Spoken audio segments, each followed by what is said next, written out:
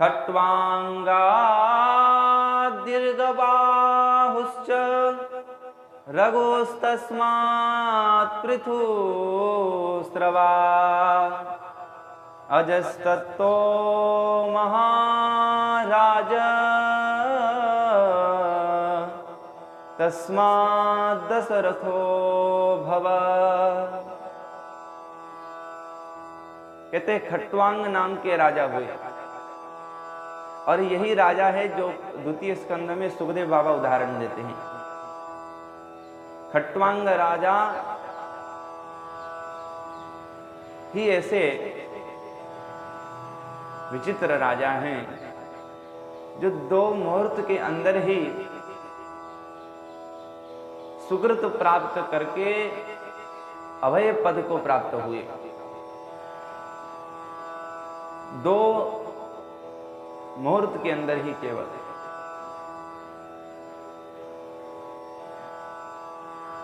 अभयाद हरि उस परम पद को प्राप्त हुए। इसलिए सुखदेव बाबा परीक्षित को कह रहे हैं कि तेरे पास तो 7 दिन प्राप्त है, 7 दिवस प्राप्त है। भला अगर 2 मुहूर्त में कोई व्यक्ति अपना कल्याण कर सकता है तो तू अपना कल्याण 7 दिन में कैसे नहीं कर पाता? क्योंकि विचार कर रहा था कि बगल लोगों के पास तो 100 वर्ष आयु प्राप्त है और मैं 7 दिन में मर रहा हूं।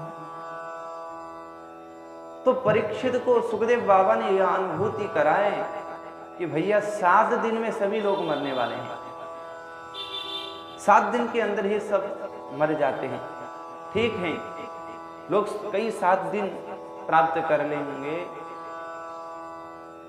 यानी कि उनकी अवधि कुछ ज्यादा होगी तेरे से, तो भी करेंगे तो करेंगे। क्या करेंगे? अरे निद्रा रेते नक्तम व्यवायन च वावयः दिवाचार्थे हया राजन कुटुंब भरणेन। अब रात और दिन दोनों का ही हिसाब उन्होंने निकाल दिया, भजन का तो समय था ही नहीं। तो उदाहरण देते हुए यही राजा को कहे, खट्वांगा दीर्घबाहुश्च। दीर्घबाहु का ही नाम दिलीप है। इनने सुरभि की पुत्री नंदनी की खूब सेवा की है। वशिष्ठ महाराज के पास गए, प्रभु क्या किया जाए, संतान नहीं है। जैसे कि मैंने पूर्व कहा कि सूर्यवंश राजाओं के वहां संतान की खूब कमी थी।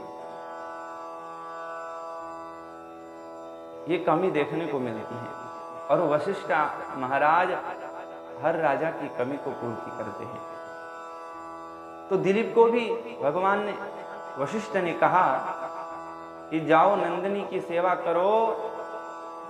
तो इतना प्रेम पूर्वक सेवा किए कि रघुवंश में वर्णन करते हैं कालिदास जी महाराज कि उड़ते समय जब नंदिनी खड़ी हो जाती थी तो राजा भी खड़े हो जाते थे, नंदिनी बैठ जाती थी तो राजा भी बैठ जाते थे, वो चरने लग जाती थी तो भाला लेकर के खड़े हो जाते, कोई आकर के इसको नंदिनी को विक्षेप ना डाले। अब नंदिनी जलपान करे तभी वो राजा जलपान करे। ऐसा नहीं है कि नंदिनी से पहले ही राजा जलपान करे, अपनी प्यास को तृप्त करे। जब तक नंदिनी जलपान नहीं करती तब तक वो जलपान नहीं करते। कई दिन तक इस प्रकार, यानी कि निस दिन 24 घंटे ही उनकी खूब सेवा की। तत्पश्चात एक दिव्य रत्न प्राप्त हुआ। खट्वांगा दीर्घबाहुश्च रघुस्तस्मात् पृथुस्रवा। और वही पुत्र रत्न का नाम है रघु। और रघु जी के चरित्र भी इतना दिव्य है कि कौन वर्णन कर सकता है। अकाल पड़ने पर अपने जनताओं को सर्वस्व लुटा दिए, जिनने एक कण भी अपने पास नहीं रखे। वरतंतु का शिष्य कौश गुरु जी को कहा कि देखो गुरु जी, आपके यहाँ 14 वर्ष रह करके मैंने 14 विद्याओं को प्राप्त की हैं, बताओ क्या चाहिए। गुरु जी ने कहा कि अरे बहुत बस गुरु गुरु कहता रहा, बस यही ठीक है, हमें कुछ नहीं चाहिए। परंतु कुछ तो लगा रहा कि नहीं नहीं गुरु जी, आपको कुछ देना ही पड़ेगा, हम तो देना ही चाहते हैं। बार बार अनुनय करने पर गुरु जी ने भी कह दिया, अच्छा अगर देना चाहता है तो मैंने तेरे को 14 विद्याएं प्रदान की, तो इसके बदले तुम 14,000 स्वर्ण मुद्रा लेकर के मुझे दे दे। उस समय तो था नहीं, अब अभी गुरु जी के पास पड़ रहा है तो 14,000 स्वर्ण मुद्रा, कोई लोहे की मुद्रा तो नहीं, स्वर्ण मुद्राएं उनके पास कहां से होगी, सीधी सी बात है। तो राजा रघु जी के पास गए, वही रघु जिनने सर्वस्व पहले ही अपनी जनताओं को, अपनी प्रजाओं को लुटा चुके थे। कहे कि देखो राजा, हमें 14,000 स्वर्ण मुद्राएं चाहिए। बोले मेरे पास तो है नहीं, परंतु आप चिंता मत करना, अभी मैं कुबेर जी से लेकर के आऊंगा। अब देखो राजा ऐसे प्रतापी हैं कि अब जो कुबेर जी के वहां हमला करने के सोचे रहे थे, क्योंकि मेरे राज्य पर कोई ब्राह्मण याचना करने के लिए आ रहा है, तो भला उनको हम खाली हाथ कैसे लौटा दें। क्योंकि राजा का कर्तव्य होता है, कर्म होता है कि ब्राह्मणों की तृप्ति करें, इसलिए वो नहीं चाहते थे कि मेरे द्वार से खाली हाथ ब्राह्मण जीवन में मत जाए, और किसी प्रजा को भी वो खाली हाथ तो नहीं भेजते। भले ही अपने धनकोष में एक भी धन ना हो तो क्या हुआ, कुबेर जी तो ही हैं। अब हमला करने के सोचे रहे थे कि कुबेर ने उससे पहले ही दे दिए, लो महाराज जितना भी चाहिए। अब राजा कह रहे हैं कि प्रभु अब 14,000 ही नहीं, अब अथाह संपत्ति लेकर के जाओ। परंतु देखिए धन्य है कौश, उनने 14,000 स्वर्ण मुद्रा से एक मुद्रा भी ज्यादा नहीं लिए और ना ही कम लिए। और राजा बार बार निवेदन करते हैं कि नहीं आपको ज्यादा ले जाइए, यह इतना पटक करके गए हैं कुबेर, तो हमें क्या जरूरत। कह रहे कि नहीं प्रभु, मैंने आपसे यही बात की थी कि मुझे गुरु जी को देना है। गुरु जी 14,000 स्वर्ण मुद्रा से एक मुद्रा भी ज्यादा नहीं लेंगे तो मैं लेकर के क्या करूंगा। तो उनके राज्य में ऐसे दिव्य महापुरुष भी रहते थे, और स्वयं रघु जी महान विभूति हैं। एक शब्द में किसी भी राजा के चरित्र को हम चरित्र का वखान नहीं कर सकते। खट्वांगा दीर्घबाहुश्च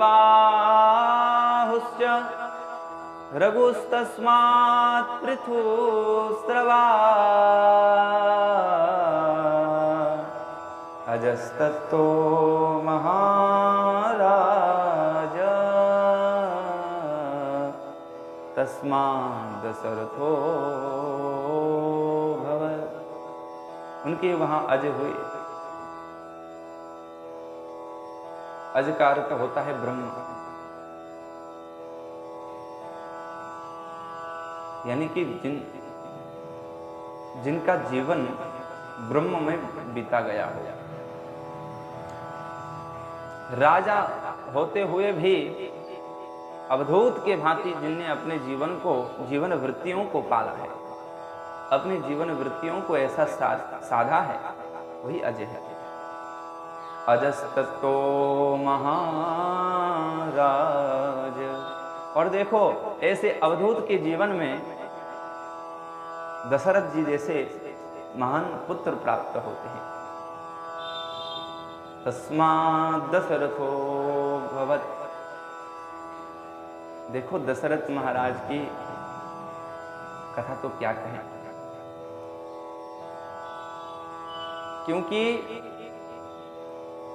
यही पूर्व जन्म में भी भगवान को प्राप्त कर चुके हैं, इससे पूर्व जन्म में भी भगवान को प्राप्त कर चुके हैं। अब आने वाले काल में भी, यानी कि द्वापर युग में भी, अब उस समय त्रेता युग चल रहा था, तो आने वाले द्वापर युग में भी भगवान को प्राप्त करेंगे। तो ये तो सुपात्र ही हैं, पहले से ही सुपात्र हैं, चमके हुए पात्र हैं। तो इनके घर में दशरथ जी हुए हैं। अब देखो, कल भी हम श्रवण कर रहे थे, जब जब इस पृथ्वी में बड़े बड़े असुर बढ़ जाते हैं, तब तब भगवान विविध शरीर को लेकर के, कभी राम बन के, कभी श्याम बन के, विविध शरीर को लेकर के उस कंटक को दूर करने के लिए चले आते हैं, उस कांटे को दूर करने के लिए आते हैं, अधर्म के ऊपर लगा हुआ कलंक को दूर करने के लिए आ जाते हैं। और साथ साथ में अब कोई संत कहते हैं कि देखो, केवल भगवान उन राक्षसों को मारने के लिए ही नहीं आते हैं, वास्तव में भगवान तो भक्तों को दर्शन देने के लिए आते हैं। गर्ग संहिता में भी लिखी हुई बात है और श्रीमद् भागवत में भी लिखी हुई बात है। अरे राक्षस वध तो केवल एक सामान्य निमित्त है, यथार्थ निमित्त तो केवल भक्त को दर्शन देने के लिए ही भगवान आते हैं। क्योंकि राक्षस वध तो क्या है, भगवान ऊपर से ही भस्मी भवा इतना कहते ही रावण मर जाना है। चाहते तो कौन नहीं मार सकता, परंतु रावण मारने तक पर्यंत भगवान श्री राम ने जो चरित्र को प्रकट किया है, जिन मर्यादाओं को प्रकट किया है, वो भक्तों के लिए बहुत बड़ा धन के समान है। उसी चरित्र को, उसी मर्यादाओं को अनुकरण करके लोग परम पद को प्राप्त होते हैं। आज रावण नहीं होता था, अगर नहीं होता तो भगवान श्री राम नहीं प्रकट थे। अब भगवान श्री राम नहीं प्रकट होते तो फिर भक्त लोग रावण की कथा सुनकर के अब सुनी कैसे पाते, फिर सुन नहीं पाते तो फिर मोक्ष प्राप्त कैसे होता। तो भगवान तो केवल भक्तों के उद्धार के लिए आते हैं, राक्षसों के उद्धार के लिए नहीं। राक्षस तो भगवान के द्वारा नियुक्त किया हुआ एक पात्र है, वास्तव रूप में देखा जाए तो। अब सामान्य रूप में तो ऐसा लगता है कि नहीं भगवान का कट्टर विरोधी है, वही जय विजय तो है, वही भगवान के पार्षदी तो हैं। कहते हैं कि वही देखो, रावण भी अंत समय में राम नाम उच्चारण करके ही मरा है। कुंभकर्ण ने भी रावण को खूब समझा, अच्छा उस तापसी से तू द्वेष कर बैठा, वो तो सर्वेश्वर है, जगदीश्वर है, जगदाधार है, जो बाद में जो 3-4 टन भैंसा खाया, फिर उसकी बुद्धि बिगड़ गई। पहले तो खूब भगवान की प्रशंसा कर रहा था, अब तामसी चीज खाने के कारण से फिर उसकी बुद्धि बिगड़ जाती है। यानी कि असल में तो संभला हुआ ही है।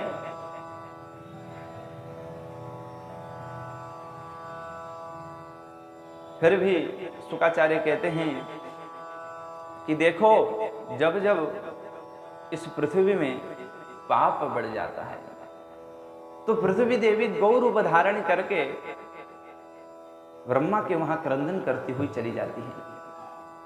तो इस बात भी वो क्रंदन कर रही हैं कि हे महाराज, दृष्टिपात करें, नीचे इतने भगवत विरोधी उत्पन्न हो चुके हैं कि हम सहन नहीं कर पा रहे हैं। क्योंकि पृथ्वी स्पष्ट कहती है कि मुझे बड़े बड़े अद्रियों से कोई भारी नहीं है। पहाड़ कितना भार होता है, हिम पर्वत कितने भारी हैं, समुद्र का जल कितना होगा, परंतु पृथ्वी कहती है कि मुझे उससे कोई भार नहीं है, भार तो केवल पापों से है, इसलिए मैं क्रंदन करती हूँ। तो भगवान के पास लेकर के ब्रह्मा जी गए और ब्रह्मा जी और आदि सब देव देवताओं के साथ आज पृथ्वी मैया को भगवान समझाते। आकाशवाणी हुई, गोस्वामी तुलसीदास जी महाराज कहते हैं। और भगवान क्या कहते हैं, चिंता मत करो, आज मैं दशरथ, अब कालांतर में दशरथ जी के ही वहां नर रूप धारण करके मैं प्रकट होऊंगा।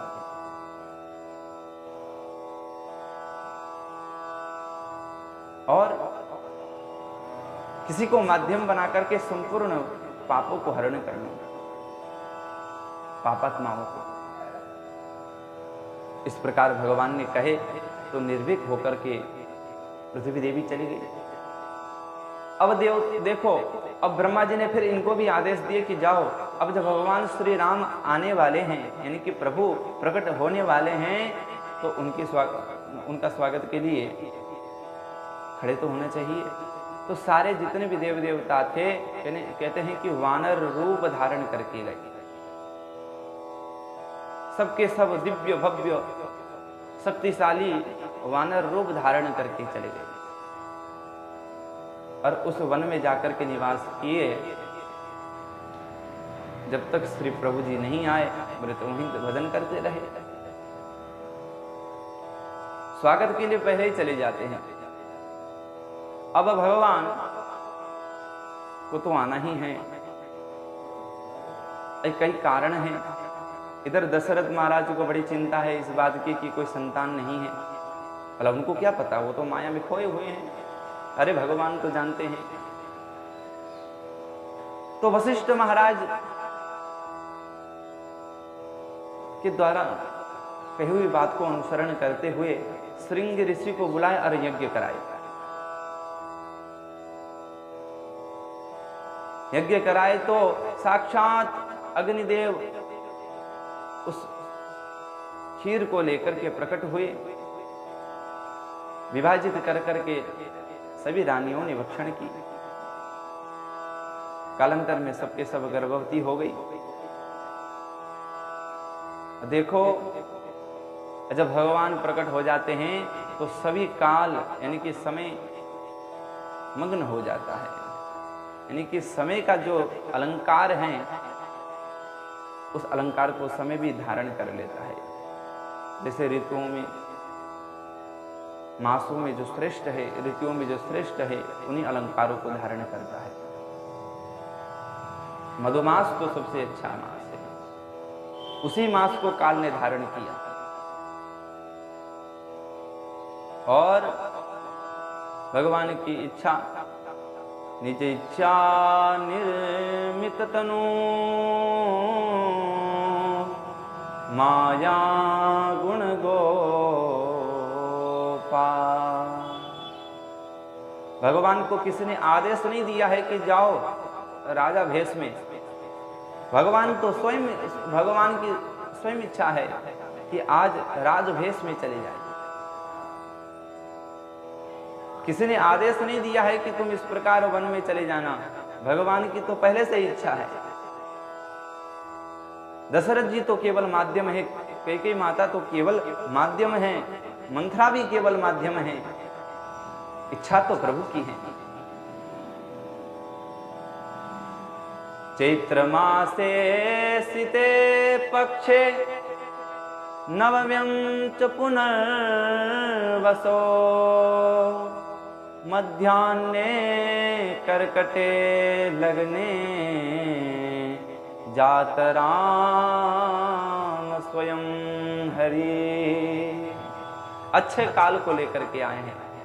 चैत्र मासे सिते पक्षे, चैत्र मास है, शुक्ल पक्ष है, नवम्यं च पुनर्वसो, नवमी तिथि है, पुनर्वसु नक्षत्र है।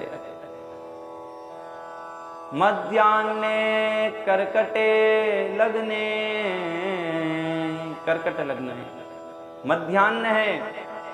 और ऐसे मध्याह्न काल में भगवान साक्षात पूर्ण अवतार श्री राम प्रकट हो जाते हैं। बोले श्री कृष्ण कन्हैया लाल की, श्री रामचंद्र भगवान की।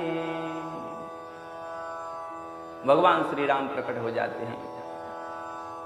अब इसी बात को गोस्वामी तुलसीदास जी भी कहते हैं। नौमी तिथि मधुमास पुनीता, नौमी तिथि मधुमास पुनीता, शुक्ल पक्ष अविजित हरि प्रीता, शुक्ल पक्ष अविजित हरि प्रीता, मध्य दिवस अति शीतन घामा, मध्य दिवस अति शीतन घामा, पावन काल लोक विश्रामा, पावन काल लोक विश्रामा। कह रहे मध्य दिवस अति शीतन घामा, न अति शीत है न अति ठंडी है और ना ही ज्यादा गर्मी है, क्योंकि बराबर है। ऐसा पावन काल में भगवान श्री राम प्रकट हो जाते हैं। परंतु इधर सुखदेव बाबा के स्वर में क्या है? सुखदेव बाबा के स्वर में कुछ अलग है। उनके स्वर में यही है, अंशांसेन चतुर्धागा पुत्रत्वं प्रार्थिते सुरे। जब देवताओं ने विशेष प्रकार से भगवान की स्तुति की, भगवान को प्रार्थना किए, हे प्रभु, हे सर्वेश्वर, एक बार फिर अवतरित हो जाइए, क्योंकि भगवान जन्म तो लेते नहीं है। अवतार जो लेता है, जो अवतरित हो जाता है, उसी को अवतार ग्रहण करना बोलते हैं। तो भगवान अवतरित हो जाते हैं, तो कह रहे हैं कि एक बार फिर अवतरित हो जाइए प्रभु।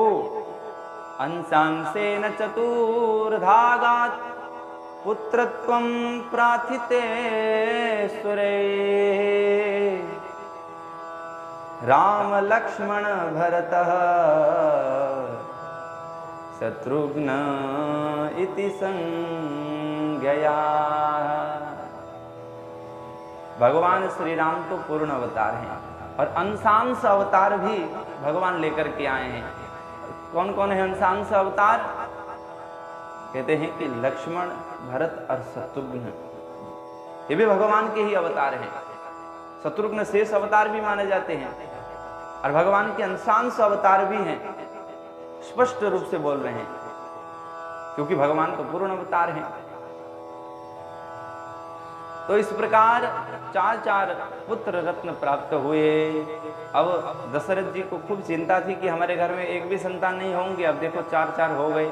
आज इतनी आनंद मग्न है, क्योंकि साक्षात एक तो पुत्र प्राप्त हो पुत्र प्राप्ति में वृद्ध को तो खूब आनंद रहता ही है, और आज जो ज्येष्ठ पुत्र हैं वो तो साक्षात आनंद मूर्ति हैं, इसलिए भी बहुत आनंद है।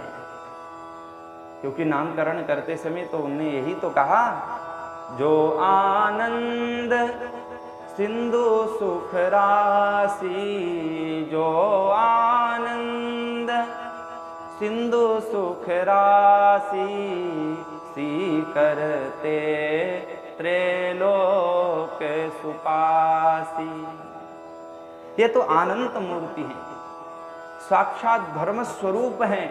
रामो विग्रमान धर्म, क्योंकि राम और धर्म में क्या अलग हो सकता है। जहां राम का सम्मान नहीं, वहां फिर धर्म का सम्मान नहीं है। धर्म का अर्थ ही होता है श्री राम का। वेद प्रणयितो धर्मो अधर्मस्तद विपर्यय, वेद नारायणो साक्षात। राम तो नारायण है, तो वेद नारायणो साक्षात, वेद ही साक्षात नारायण है। तो इसलिए कह रहे हैं कि देखो आनंद मूर्ति आज प्रकटे हुए हैं, जो आनंद सिंधु सुख राशि। ये सिंधु सुख के कितने बोले, एक अंश मात्र नहीं है सुख के, ये सिंधु के समान है, ये समुद्र के समान आनंद सिंधु है। ऐसे आनंद सिंधु भगवान श्री राम को देख करके आज दशरथ जी तो प्रेमाश्रु में भर जाते हैं। और देखो बारी बारी करके नामकरण कराते हैं। देखो संत को, महात्माओं को जो रमाता है उसी का नाम राम है। योगी जिनके चरित्र को देख करके प्रसन्न हो जाते हैं, बोले वही श्री राम है। बोले संतों को दुख देने वाला राम नहीं है, धर्म को अधर्म, धर्म को ना मान करके अधर्म के पथ पर चलने वाला राम नहीं है। उस नाम को ग्रहण करना है तो चरित्र भी भगवान श्री रघुवर जैसा होना चाहिए। भगवान श्री राम कैसे हैं? बोले संतों को रिझाने वाले हैं, संतों को प्रसन्न करने वाले हैं, संतों को आनंद देने वाले सिंधु राशि हैं, इसलिए उनका नाम राम है। और देखो विश्व भरन पोषण कर जोही, विश्व भरन पोषण कर जोई, ताकर नाम भरत अस होई। अब भरत जी का नाम, अब जो द्वितीय पुत्र है उसका भी नामकरण करते हैं। विश्व भरण पोषण कर जोई, विश्व का जो भरण पोषण करता है। पोषण का तात्पर्य ये नहीं है कि भोजन देकर ही पोषण करे।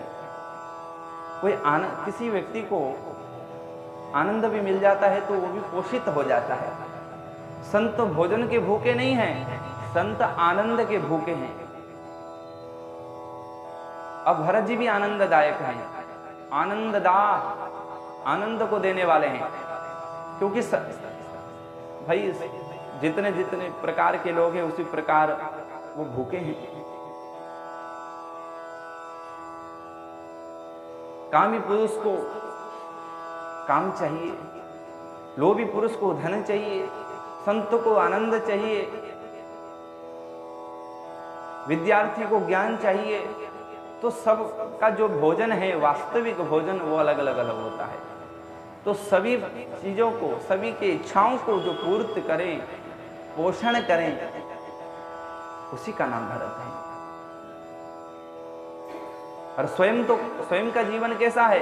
बोले स्वयं का जीवन अवधूत है। जब तक 14 वर्ष रहे तो बोले अवधूत से कम रहे क्या? भगवान श्री राम से भी निकृष्ट होना चाहते थे, क्योंकि मैं तो चरण सेवक हूं, राम जी के बराबर नहीं हूं, और उच्च आसन में तो मैं जीवन में कभी कल्पना कर ही नहीं सकता। तो अपने आप को जब भी दिखाए तो निकृष्ट अवस्था में ही दिखाए। तो स्वयं तो बहुत निकृष्ट रहते हैं, परंतु जब तक भगवान श्री राम वनवास को गए तब तक एक राज्य में आंच भी आने नहीं दिए। बोले कार्य भी बहुत निपुणता से निभाए हैं, और इन्हीं का नाम भरत है।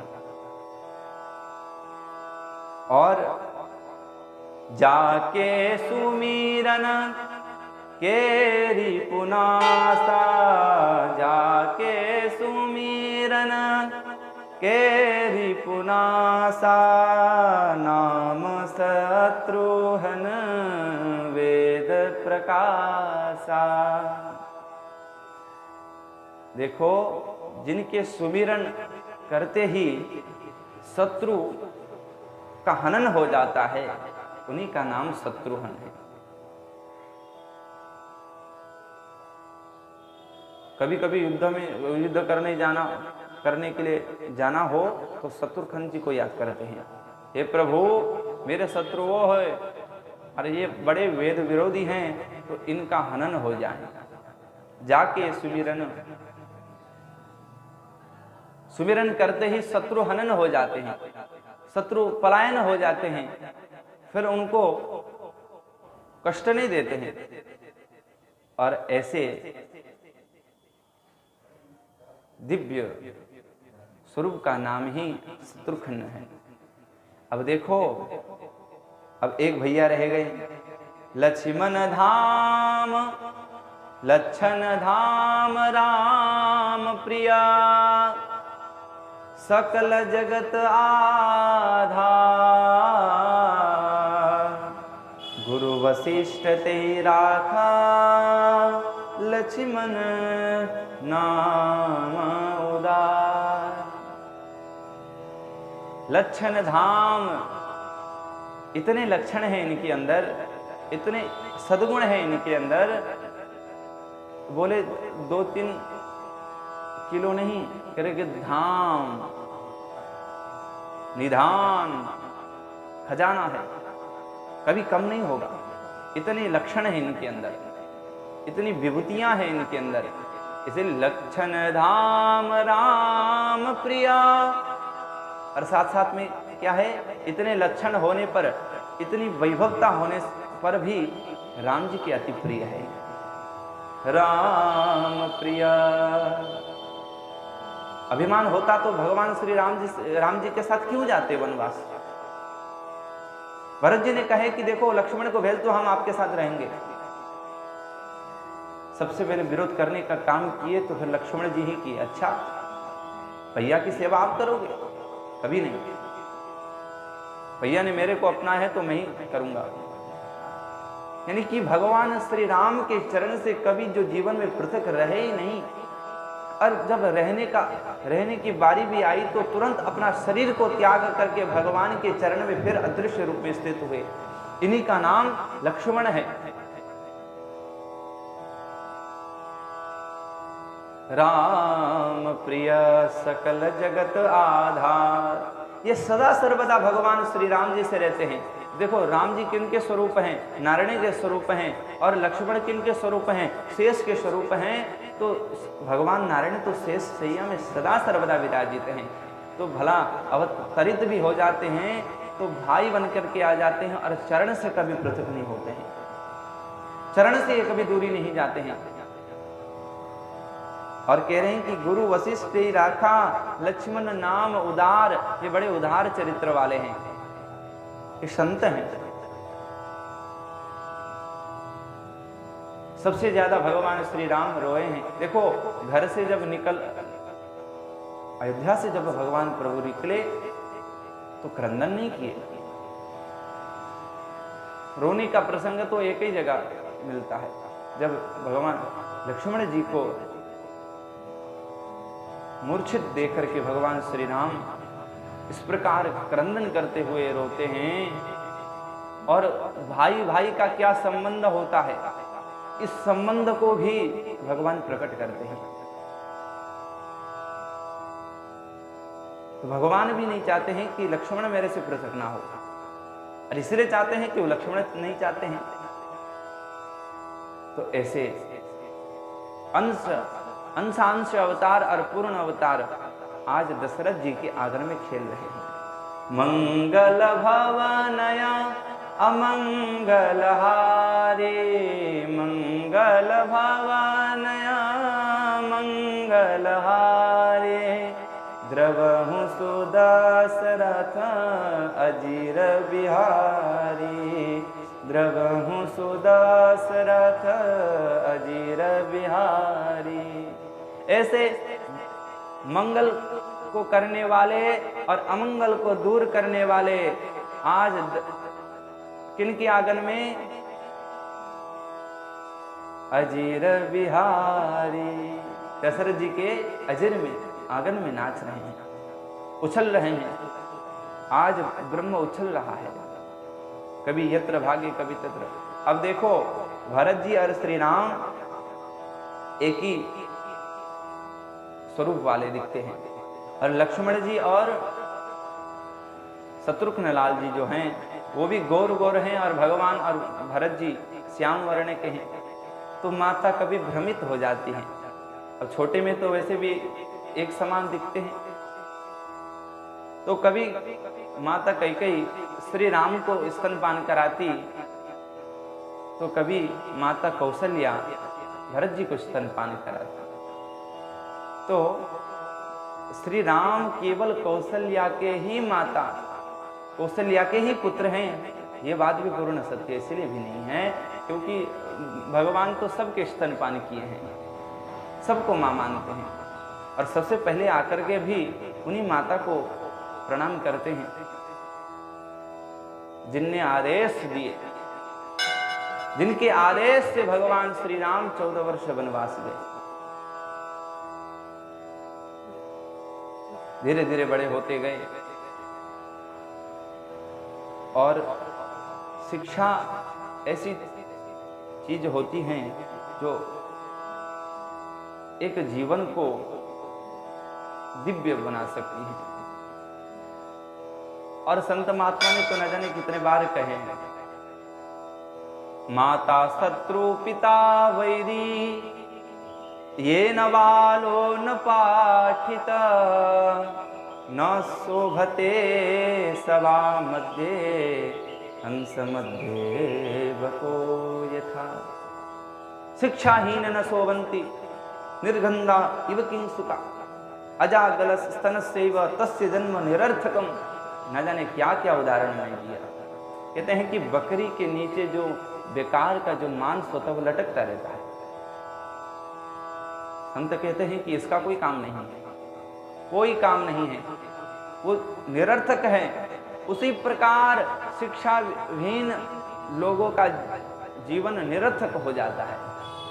फिर एक किंसुक नाम का पुष्प होता है, तो कह रहे हैं उस पुष्प देखने में तो बड़ा सुंदर लगता है, देखने में तो ऐसा जान पड़ता है कि सर्वेश्वर यही है, परंतु आप नाक के बगल में लाओ तो कोई सुगंध नहीं, एक भी सुगंध नहीं मिलेगा आपको।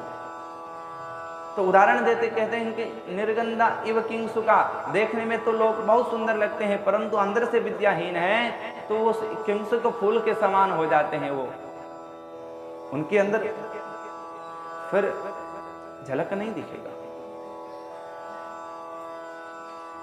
इसलिए भी दशरथ जी चाहते हैं कि मेरे 4 पुत्र शिक्षा ग्रहण करें, और गुरु वशिष्ठ से बढ़कर के कौन है, तो सभी को आज गुरु वशिष्ठ जी के वहां भेज रहे हैं। देखो भगवान श्री राम तो सब कुछ जनाए हैं, भगवान को भी भला पढ़ना पड़ता है क्या? फिर भी भगवान नियम का उल्लंघन नहीं करते हैं, चले जा रहे हैं। और ये भी स्पष्ट है कि अल्पकाल विद्या सवाई।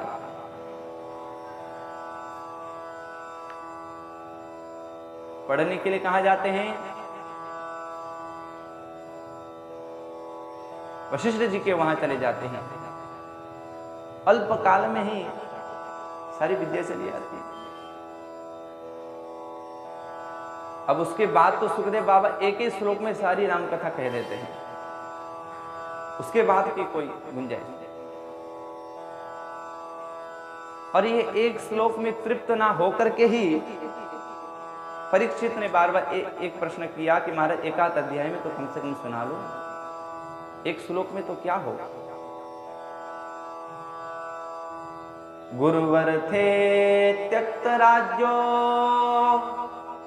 व्यचरदनवनम पद्म पद्भ्याम प्रियाया पाणिस्पर्शा क्षमाभ्याम वृजित पथरुजो यो हरीन्द्रानुजाभ्याम वैरूप्या छोर्पणख्या प्रिय हर विरुषारोपितो भ्रो विजृंभ त्रस्ताब्धिर्बद्ध सेतो खलदवदहन कोसलेन्द्रोवतान्न।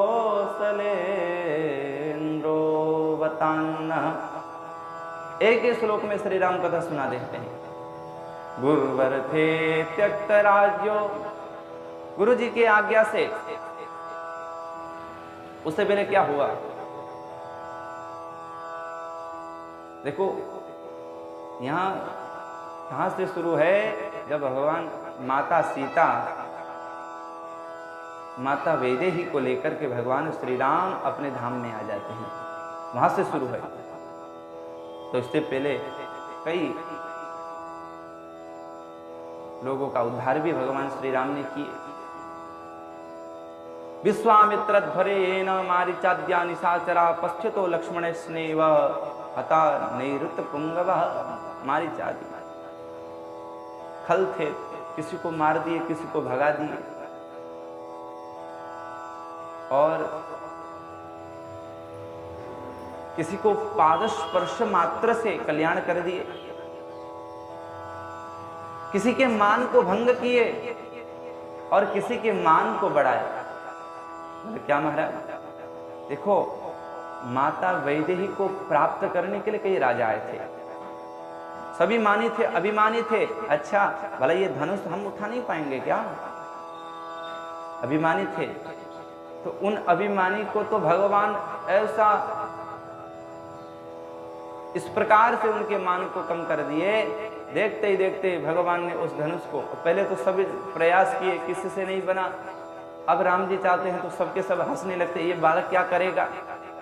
क्योंकि जो धनुष था त्रिष्टोपनीतम, 300 लोग तो बड़ी मुश्किल से उसको पकड़ करके वहां तक ले आए थे, इतना भारी है।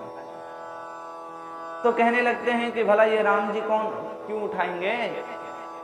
अभिमान में भर करके कहे, परंतु भगवान श्री राम सबको देखते देखते ही गजलीला इवेक्षु यष्टिम, जैसे गज हाथी खेली खेल में इक्षुदंड को भेदन करता है, उसको तोड़ देता है, उसी प्रकार भगवान श्री राम ने भी उस धनु को भंग किए। भंग करते ही सारे राजाओं के अंदर के अभिमान भी भंग हुआ। और मान कैसे बढ़ गया? बोले मान तो दशरथ जी का बड़ा, भले ही दशरथ जी अयोध्या में ही थे, फिर सब के सब कहने लगे दशरथ नंदन की जय हो, दशरथ नंदन की जय हो, तो उनकी भी जय जयकार हो। रघुवंश का मान और बढ़ गया। तो किसी के मान को भंग करते हुए और किसी के मान को और बढ़ाते हुए भगवान श्री राम अपने धाम पर आ गए। अब वहां से शुरू है, गुरुवर थे त्यक्त राज्यो व्यतरुदन वनम पद्म पद्भ्याम प्रियाया। गुरु जी के देखो अपने पिताजी के वचन को सत्य करने के लिए भगवान श्री राम उस अवध को छोड़ करके चले जाते हैं। किस प्रकार? मुक्त संग, जैसे कह रहे हैं कि देखो मुक्त संग जो होते हैं संत महात्मा अपने प्राण से जिस प्रकार प्रेम नहीं करते हैं, प्राण का तात्पर्य है शरीर से, संत महात्मा को शरीर से कोई प्रेम नहीं है, मरने का कोई डर नहीं है संत महात्माओं को। इव मुक्त संग, उदाहरण देते हुए कह रहे हैं कि जैसे मुक्त संग असु यानी कि प्राण से जिस प्रकार प्रेम नहीं करते, उसी प्रकार भगवान ने सबको संतान, माता पिता, भाई बंधुओं को त्याग करके अवध से फिर उस वन में प्रविष्ट हुए। तो गुरुवर थे त्यक्त राज्यो बेजरदन वनम पद्म पद्भ्याम प्रियाया। बोले देखो कोई बलवान तो नहीं है। अब कह रहे हैं कि कोई बलवान नहीं है, बड़े नाजुक हैं, बड़े कोमल हैं, क्योंकि जाकी रही है भावना जैसी। कभी कभी भगवान उसी धनुष को भंग करते हैं जो बड़े बड़े राजा नहीं कर पाते हैं। बोले उनके चरण कैसे हैं? बोले अति सुकुमार चरण हैं। यत्ते सुजात चरणाम बुरहंस्तनेसु। गोपी जिस प्रकार कह रहे हैं कि हे कन्हैया, आपके सुकुमार चरण ये कंकड़ के ऊपर कैसे भागे जा रहे हैं। उसी प्रकार कह रहे हैं कि अति सुकुमार चरण, जब सीता मैया चरण सेवा करती हैं तो सीता मैया को यह भय बना रहता है कि मेरे प्रभु को मेरे हाथ के द्वारा कष्ट ना हो, क्योंकि मेरा हाथ जो है वो कठोर है। प्रभु के चरण जो हैं कमल की भांति हैं, कमल चरण है। कमल कैसे नाजुक होता है, छूते ही फिर धीरे धीरे मुरझाने लग जाता है, फिर उसका जो तेज है क्षण होते जाता है। उसी प्रकार भगवान का चरण अति कोमल है, तो स्वयं वैदेही भी भयभीत होकर के धीरे धीरे स्पर्श करती हैं। तो ऐसे चरण वाले श्री राम जी जा रहे हैं। यो हरिंद्रानुजाभ्याम, जब चलते चलते ऐसे पैर थक जाते हैं तो हरिंद्र यानी कि कौन, हनुमान जी और रामानुज यानी कि भगवान शेष अवतार लक्ष्मण जी, दोनों मिलकर के भगवान के एक एक पैर दबाने लग जाते हैं। यो हरिंद्रानुजाभ्याम, वही शूर्पणख्या प्रिय वीरः रुषा रोपितो भ्रू विजृंभः। अब देखो प्रिया के कारण से जब भगवान श्री राम को अपनी भ्रुकुटी टेढ़ी करनी पड़ी, क्योंकि प्रिया जी को हरण करके जब रावण ले गए, भगवान को क्रोध आया, भगवान ने अपनी भ्रुकुटी को टेढ़ी कर दी। रोपितो भ्रू विजृंभः त्रस्ताद्धिर्बद्ध सेतु। अब भ्रुकुटी टेढ़ी होते क्या हुआ, सुखदेव का बाबा कहते हैं भ्रुकुटी टेढ़ी होते ही बद्ध सेतु बंध गया, सेतु का निर्माण हुआ। तो बद्ध सेतु खल दव दहन, कह रहे खल के वन को दहन कर दिए, यानी कि जो खल के झुंड है, रावण की जितने भी असुर सेना है उनको वन के समान माना गया है। उस वन को भगवान ने जला दिए, यानी कि दावाग्नि के समान होकर के उस राक्षसों का संहार कर दिए। दकोसलेन्द्रो बतान्न, ऐसे भगवान श्री रघुपति हमारी रक्षा करें। सुखदेव बाबा इतने में ही समझ, ऐसे भगवान श्री राम हमारी रक्षा करें।